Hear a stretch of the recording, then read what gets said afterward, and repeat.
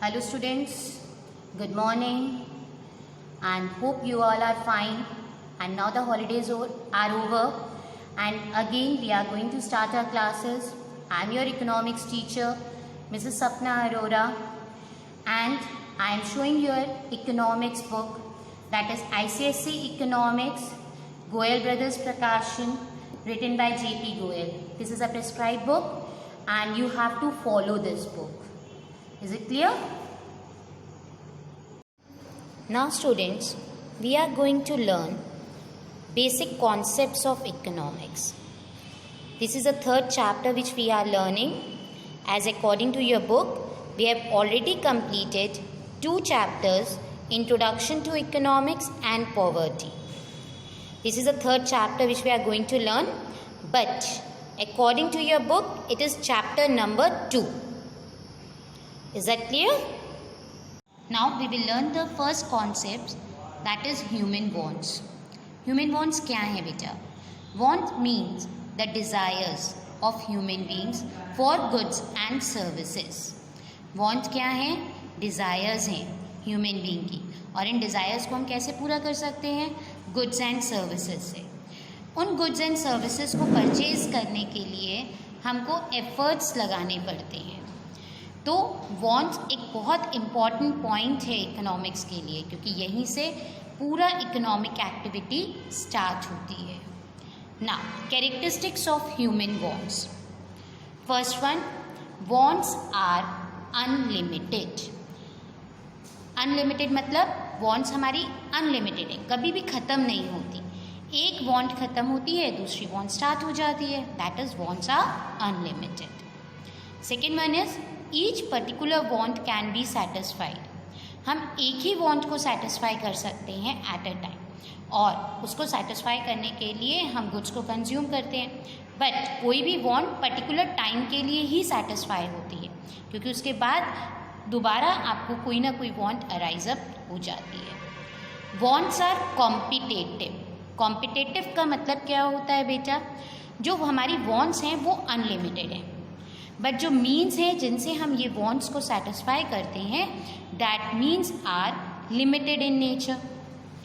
So wants are competitive in nature. हमको decide करना पड़ता है हम कौन सी वॉन्ट्स को पहले फिनिश करेंगे या फुलफिल करेंगे.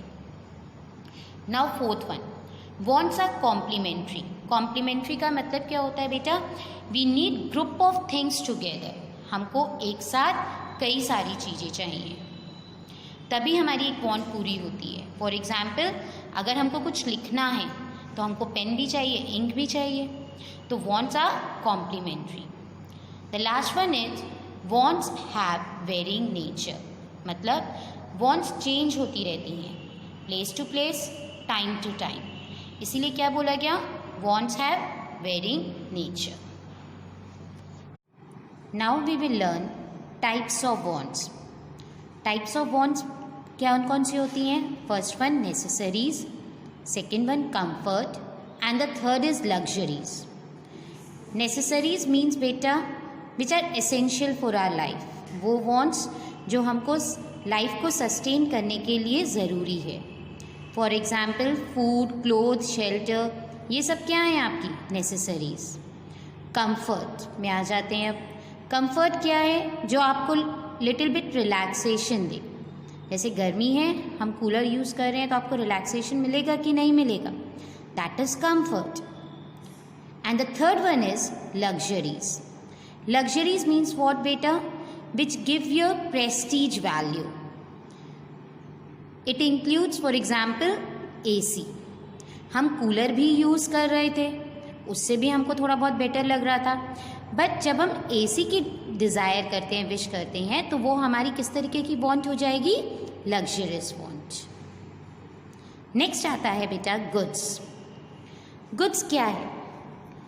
Goods stand for a commodity that satisfy human want and has exchange value. Goods क्या है? वो कॉमोडिटी है जो ह्यूमन की वॉन्ट्स को सेटिस्फाई कर रहा है जब हम उसको यूज़ करते हैं, और उस चीज़ को परचेज करने के लिए we have to pay for it. That is it has exchange value. Now we will start classification of goods. Classification of goods मतलब हमने गुड्स को किस किस तरीके से डिवाइड किया हुआ है। इन्होंने गुड्स को अलग अलग बेसिस पे डिवाइड किया है। फर्स्ट हम रीड करेंगे on the basis of nature. Nature में हमने गुड्स को दो पार्ट्स में डिवाइड किया है, material goods and non material goods. Material goods बेटा वो गुड्स होते हैं जो goods that has which can be touched, which can be seen, that are tangible in nature. Example pen, pencil, ये सब क्या हैं? Material goods. Non-material goods क्या होते हैं? Which are intangible.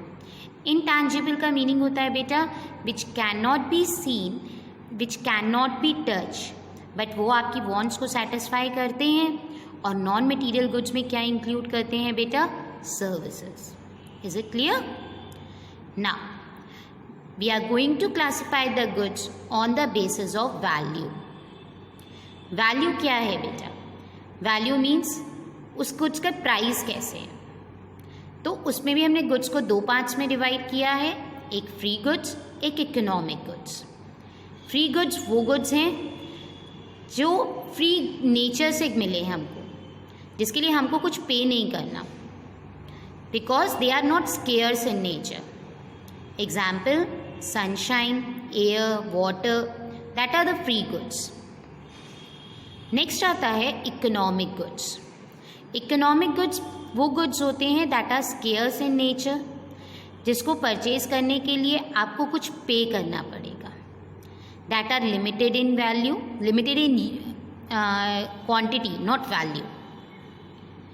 For example, table, chair, pen, ये सब क्या हैं? इकोनॉमिक गुड्स हैं। इनके लिए हमको पे करना पड़ता है, which are scarce in nature. Scarce मतलब लिमिटेड इन क्वांटिटी।